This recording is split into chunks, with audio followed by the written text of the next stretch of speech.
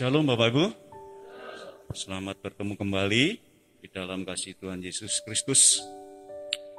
Puji Tuhan, tema kita pada saat ini ketika kita diberikan kesempatan untuk kecewa. Ya. Bapak Ibu pernah kecewa? Pernah ya? Sering, jarang, atau bahkan sering kali.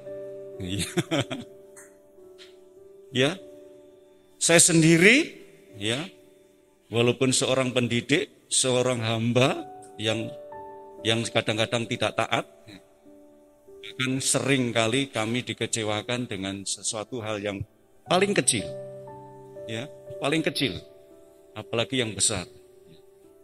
Kita sering kali dikecewakan. Kita mengalami hal itu terjadi. Kenapa kok bisa seperti itu? Ya, karena kan ukuran kita kalau bisa, kan gitu ya, kalau bisa apa yang kita inginkan, apa yang kita harapkan, itu sesuai dengan keinginan kita, betul enggak? Tapi kadang-kadang kita kecewa karena seseorang, bahasa Jawanya itu melenjani, tahu melenjani? Iya, mengingkari. Itu yang membuat kita kecewa. Nah, kalau kita memperhatikan di sini, coba kita kembali pada tema kita. Ketika Tuhan mengizinkan atau mengizinkan kita kecewa, ya, saya mengambil tema seperti itu. Tetapi di sini firman Tuhan memberikan satu pengajaran. Kalau orang yang sudah kecewa, ujungnya apa? Kepahitan. Betul enggak? Kalau kita sudah kecewa itu akhirnya menunjukkan satu sikap yang ditunjukkan lewat raut muka kita. Kira-kira apa? Aku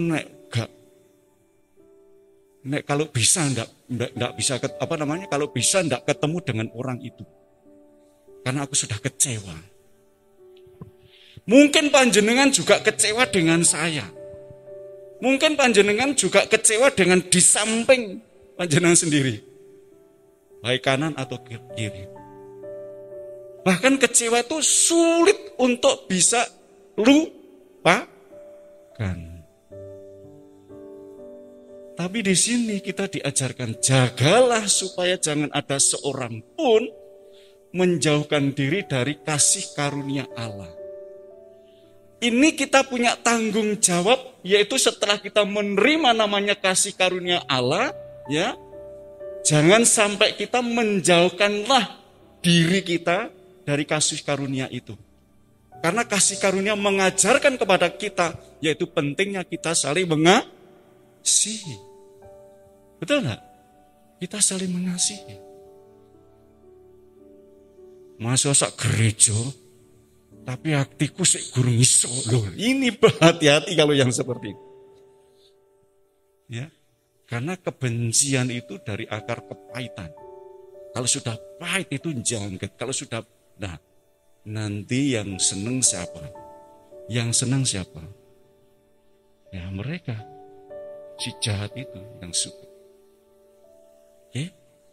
Tapi di sini jangan sampai tumbuh akar pahit.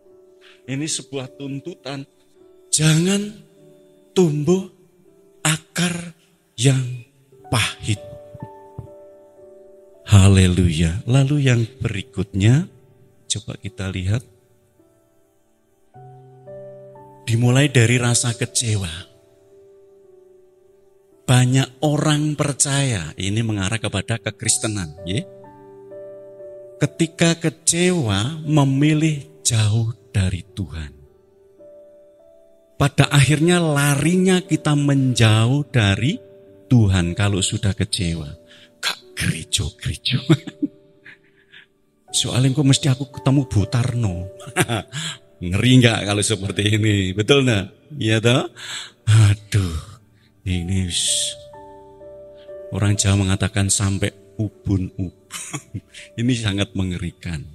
Ya namanya wong kecewa tuh gimana lagi? Kan begitu nggih Bapak Ibu. Lah, tapi di sini ditegaskan banyak orang percaya ketika kecewa, saya tegaskan di sini jauh dari Tuhan. Kenapa? Saya nggak ngerti. Karena rasa kecewa yang tidak bisa diterima dengan benar justru menumbuhkan akar pahit di dalam hati. Ya, nun sewu jenengan tunduk kepala sejenak, jenengan renungkan. Aku pernah kecewa dengan siapa? Aku pernah kecewa dengan Pak Gembala. Loh, belain ya. Pak Gembala itu kalau ngomong nyelkit loh. Kecewa aku. Wah, misalnya seperti itu. Ya. Ya, selama kita masih berlembaga, ya otomatis kita harus tahu aturan. Manut karo peraturan. Kan begitu ya? Kan begitu. Jadi jangan kita sampai kita seolah-olah bahwa kita lebih mampu dari mereka. Lain ya. Jangan. Karena ini nanti timbul akar pahit. Kalau sudah pahit ini memang susah. Kami pernah Bapak Ibu menangani seorang mahasiswa juga ya, yang kepahitan dengan orang tuanya. Ya, dia mengatakan begini, aku wis dewasa. Masa diperintah harus begini, harus begitu. Ini seorang perempuan. Saya kan sudah besar. Saya bisa bisa melihat, bisa menilai itu baik atau tidaknya. Oke. Setelah kita doakan apa yang terjadi, benar. Ya, bahasa dari kalangan intern kita itu kan ada namanya pelepasan. Ya, enggak tahan dia dengan kasih Tuhan. Dan ia bisa lega dan dipulihkan. Puji Tuhan, bisa lebih baik. Bapak Ibu yang dikasih Tuhan, kecewa itu bisa melanda siapa saja. Tidak mengenal usia. Benar ya? Anak kecil pun bisa kecewa. Ya, anak TK, SD, SMP, bahkan SMA, sampai perguruan tinggi sampai kita pernah mengalami namanya kecewa. Haleluya. Ini coba kita perhatikan contoh syarat dengan kecewa. Hidup Yusuf adalah contoh hidup yang syarat dengan kecewa. Tetapi justru dia tidak dipenjara oleh rasa kecewa tersebut. Kalau panjenengan masih ingat tentang kisahnya Yusuf yang dibenci oleh saudara-saudaranya, ya, karena Yusuf anak yang paling disayang oleh papanya, betul kan? Nah, di situ dia disakiti oleh saudara-saudaranya sampai ia harus dijual ke negeri asing. Di sana dia harus menghadapi situasi yang tidak sama dengan di rumah. Ya, ketika dia berada di rumahnya Bapak Potifar, dia mengabdi di sana. Padahal ia sudah berbuat baik, ia melakukan apa yang diinginkan oleh bosnya. Tapi yang terjadi, ya karena minta maaf perempuan, ya, yang menyakiti hatinya dan akhirnya ia harus dipenjara. Ya, tidak saya ceritakan kronologisnya seperti apa. Ia harus dipenjara. Kenapa? Padahal aku tidak berbuat salah, tetapi aku harus dipenjara. Kecewa enggak secara manusia? Dia kecewa. Tetapi ia harus merenung di hadapan Tuhan ketika berada di dalam penjara. Apakah muncul satu perasaan di dalam hati Yusuf pada waktu itu? Untuk nanti apabila aku menjadi orang sukses, maka saudara-saudaraku akan saya penjarakan seperti ini. Atau mungkin istrinya Potifar yang pernah merayu dengan saya, dia akan saya penjarakan nomor 1. Apakah seperti itu? Yusuf justru bergaul dekat dengan Allah. Haleluya. Justru ia dekat dengan Tuhan.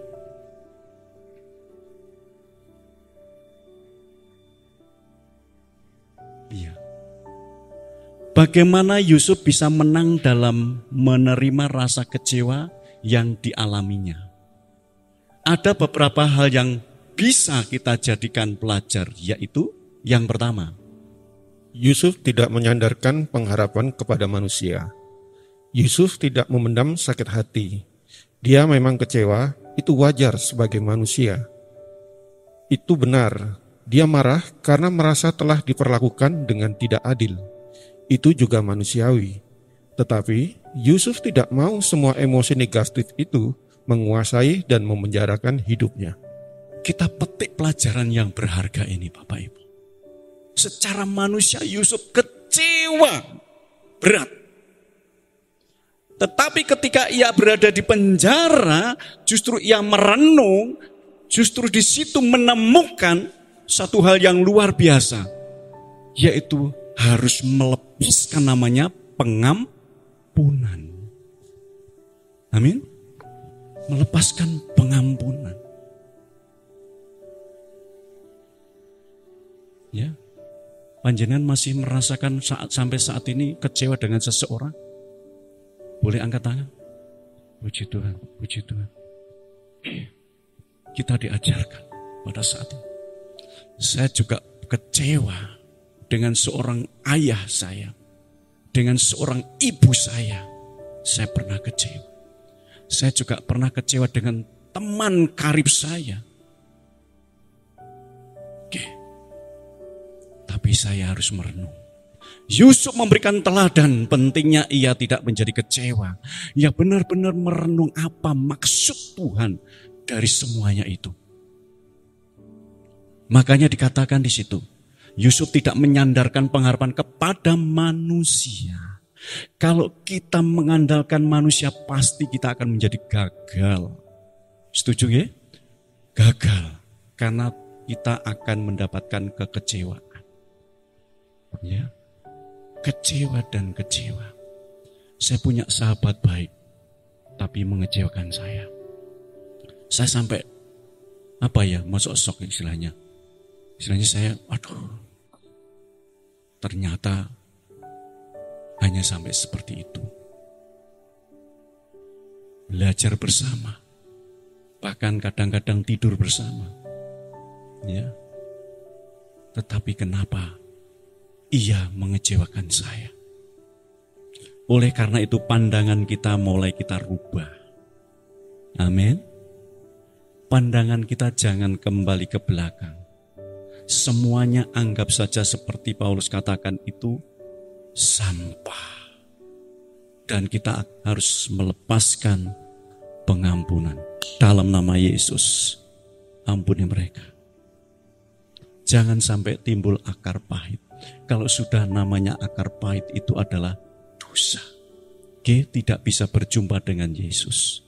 Kita dibentuk untuk menjadi serupa dengan Tuhan Yesus. Berat ini, tapi ini kebenaran. Memang kadang-kadang kita diperlakukan tidak adil. Betul enggak? Diperlakukan tidak adil, kita kecewa. Saya enggak bisa ngomong. Mau dunia pendidikan, mau pemerintahan, mau lingkungan kita seringkali diperlakukan tidak adil. Kami satu RT aja diperlakukan tidak adil. Secara manusia kita kecewa enggak? Kecewa. Tapi sudah menjadi kebiasaan kami berhadapan dengan mereka, akhirnya saya bisa menerima. Satu lembaga seringkali kami juga dikecewa. Tapi pentingnya kita melepaskan pengampunan. Amin. Lepaskan pengampunan itu. Kalau kita sudah lepaskan pengampunan, kita percaya. Kita akan mendapatkan kelegaan. Amin. Ini penting.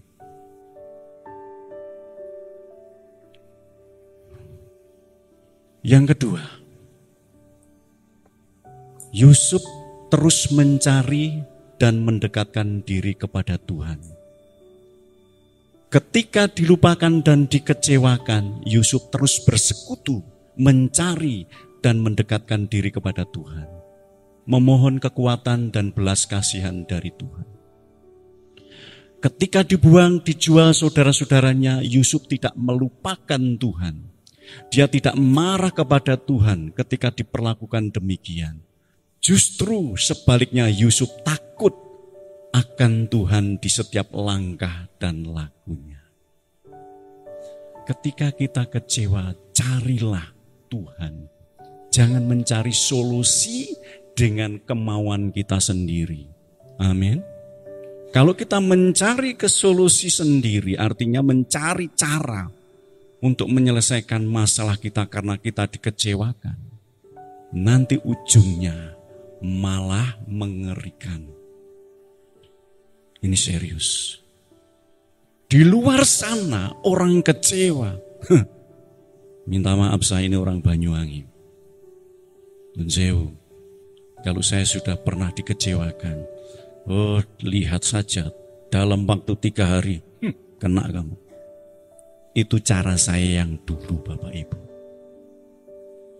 Saya ini tipenya tipe pendendam.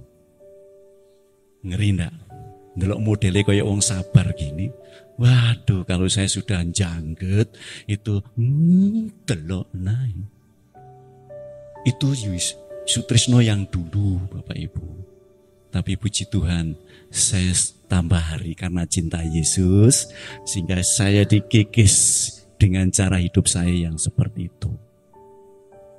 Haleluya. Mau melepaskan pengampunan, Bapak Ibu? Haleluya. Ya, lepaskan biar belum, biar tidak punya hutang. Itu ya, setuju ya? Ini Yusuf contoh yang luar biasa. Yang ketiga, Yusuf tidak bertanggung jawab atas hidupnya. Bentuk tanggung jawab Yusuf ditujukan kepada Tuhan, kepada majikannya, kepada tugasnya, dan terhadap dirinya sendiri. Yusuf tidak menjadikan rasa kecewa sebagai alasan untuk mengabaikan tanggung jawabnya itu. Sekalipun di penjara yang sepertinya tidak adil, Yusuf tetap bekerja dengan kualitas yang sama. Haleluya. Walaupun kecewa, Yusuf memberikan contoh, tetap memberikan pelayanan yang terbaik. Jangan dikira setiap kita melayani Tuhan tidak kecewa dengan situasi yang ada, dengan lingkungan sekitar kita. Jangan dikira. Akhirnya apa yang terjadi kalau kita menjadi kecewa, pelayanan kita jadi kendor. Males. Ya enggak? Enggak kati. Udah urusan dewe. Karena kita kecewa. Tapi kalau kita itu tidak mempersoalkan dan kita memberikan selalu pengampunan kepada seseorang atau lingkungan kita, maka kualitas kita tetap sama di mana kita melayani. Tanggung jawab yang dibebankan kepada kita tetap kita ayahi atau kita jalankan sesuai dengan profesionalisme kita. Amin. Ini. Ya. Haleluya. Haleluya. Puji Tuhan. Ya, kita semakin dibentuk serupa dengan Kristus. Lalu yang selanjutnya. Ya. Ya, Pak Rinaldi. Sebagai manusia, punya rasa kecewa adalah hal yang sangat wajar. Sebab kami tidak memperhatikan yang kelihatan, melainkan yang tak kelihatan, karena yang kelihatan adalah sementara.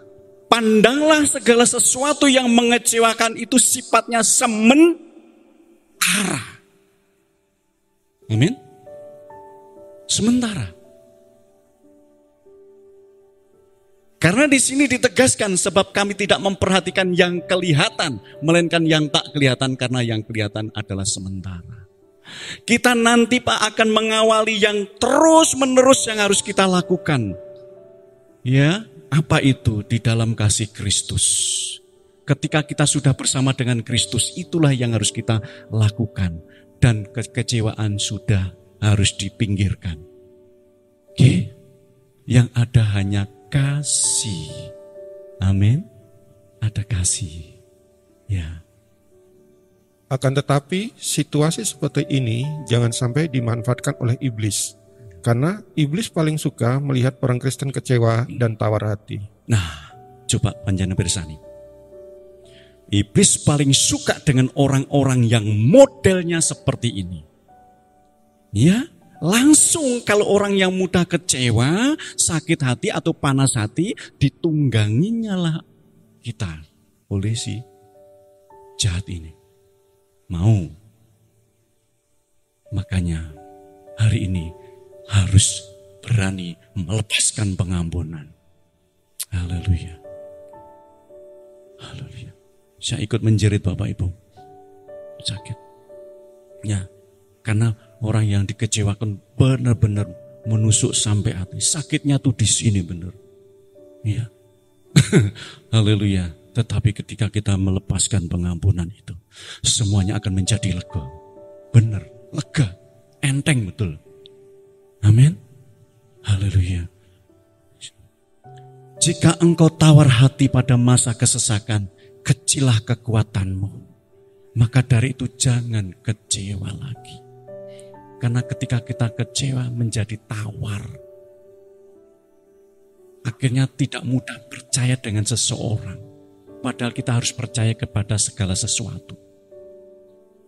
Dan orang tidak selalu mengecewakanku. Kadang-kadang juga baik. Ya, minta maaf.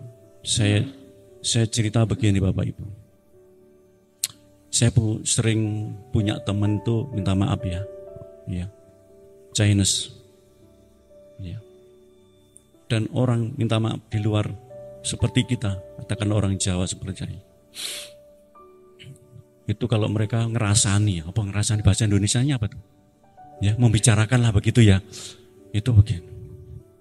Aduh, nek wis wong ngono-ngono iku modelnya ya seperti ini begini. Saya langsung enggak juga itu.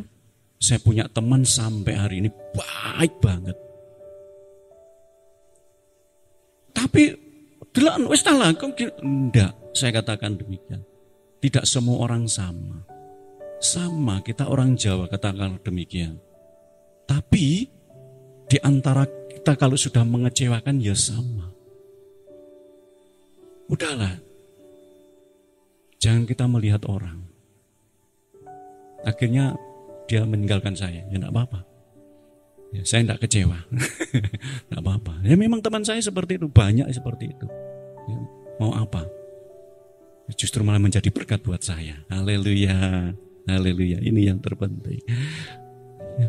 Lalu yang selanjutnya. Bapak Ibu yang dikasih Tuhan, Daud mengingatkan.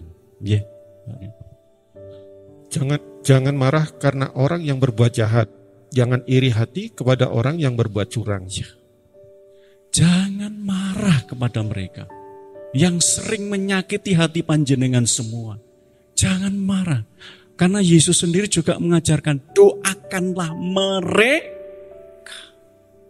Bahkan Tuhan Yesus mengajarkan apa? Ampuni kami seperti kami juga mengampuni orang yang bersalah kepada kami. Tetapi kalau kita belum bisa mengampuni orang yang bersalah kepada kita, minta maaf. Apakah kita diampuni oleh Tuhan? Halo? Diampuni oleh Tuhan? No way. Tidak. Kok berat ya Pak? Bukan berat. Kalau kita tidak bisa melakukan, memang kita bisa mengatakan berat. Tetapi kalau kita sudah bisa melepaskan yang satu ini, apa yang terjadi? Luar biasa. Dan kuasa Tuhan boleh dinyatakan. Amin. Haleluya. Jangan menutup kasih karunia Allah. Ya. Kalau sampai kita menutup kasih karunia Allah. Kisah Rasul 2 ayat 38. Bertobatlah dan memberi dirimu dibaptis.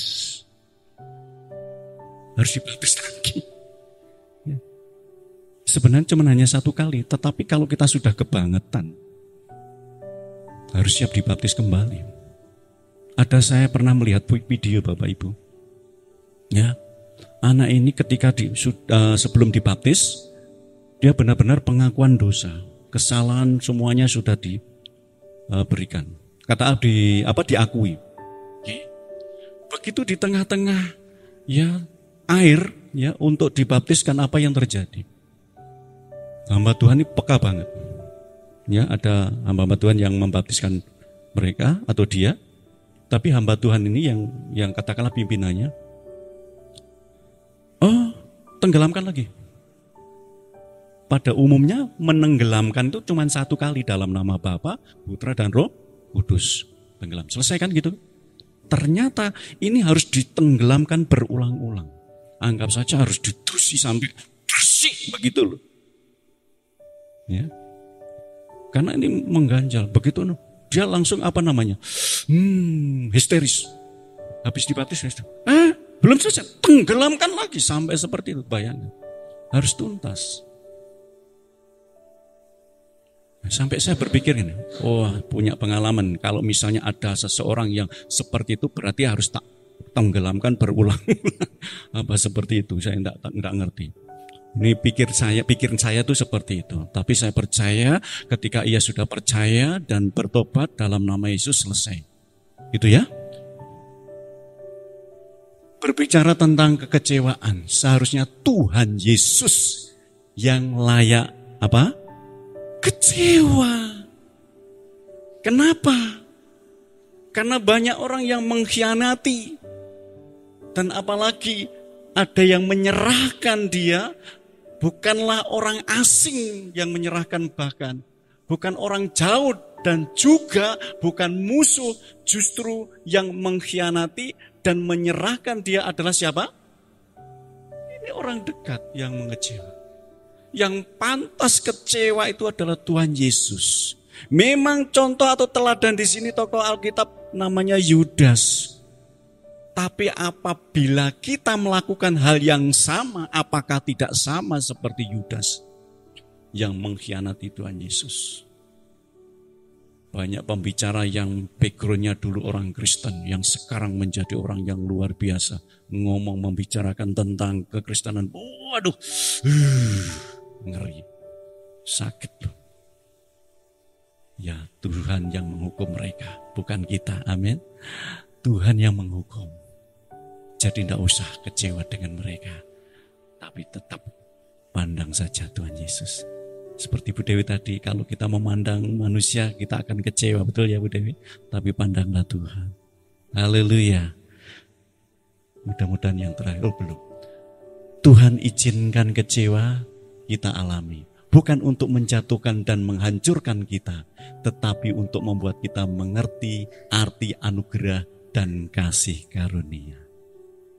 Ketika kita diuji dengan kekecewaan, percayalah endingnya akan memperoleh kasih karunia. Belajar untuk terus mengandalkan Tuhan, sekalipun Tuhan izinkan kecewa menghampiri hidup kita. Percayalah bahwa ada waktu kita untuk ditinggikan oleh Tuhan. Amin. Puji Tuhan. Tuhan Yesus memberkati. Sekali lagi, masih ada yang kecewa? Haleluya, sudah lepas ya, sudah plong ya. Ya, karena kita diajari untuk mengasihi sesama kita. Bahkan yang lebih parah lagi, kita harus mengasihi musuh kita. Haleluya. Haleluya. Ya, kita mari berdoa. Puji Tuhan. Haleluya. Yesus. Dalam nama Bapa, Putra dan Roh Kudus, di dalam nama Tuhan Yesus. Bapa, pengajaran-Mu saat ini cukup berat. Karena kami harus melepaskan pengampunan kepada seseorang yang telah mengecewakan saya. Bahkan saya mengecewakan yang ada di samping kiri kanan kami. Bahkan di muka kami, di belakang kami. Atau pada seseorang sampai saat ini saya belum bisa melupakan karena ia menyakiti hati kami. Namun Tuhan Yesus mengajarkan pentingnya kita mengasihi mereka. Di dalam nama Tuhan Yesus, mari kita bersama-sama Bapak Ibu. Katakan, aku melepaskan pengampunan.